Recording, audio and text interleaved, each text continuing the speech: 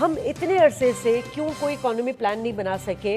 اس کے پیچھے کیا کوئی پولیٹیکل ایلیمنٹ نظر آ رہا ہے جو اس وقت نگراں حکومت اور عسکری قیادت مل کر یہ کام کر رہی ہے؟ دیکھیں، آپ نے ایک بڑا مشہور محاورہ سنا ہوگا، دیر از اے ول دیر از اے وے۔ مشرف صاحب کے جانے کے بعد سے اس وقت تک آپ نے دیکھا ہوگا ڈالر بھی مستحکم تھا اور اکانومی بھی بڑی استحکام میں تھی۔ اس کے بعد سے جب یہ سو کالڈ جمہوریت آئی ہے تو اس کے بعد سے لے کے آج کی تاریخ تک تقریباً تمام بڑی پارٹیوں نے، تینوں بڑی پارٹیاں جو ہیں پاکستان کی، انہوں نے حکومت کر کے دیکھ لی اور ہر ایک نے آ کے اپنا الو سیدھا کرنے کا کام جو ہے نا وہ انجام دیا ہے، چاہے وہ پی ایم ایل این ہو، پی پی پی ہو یا پی ٹی آئی ہو۔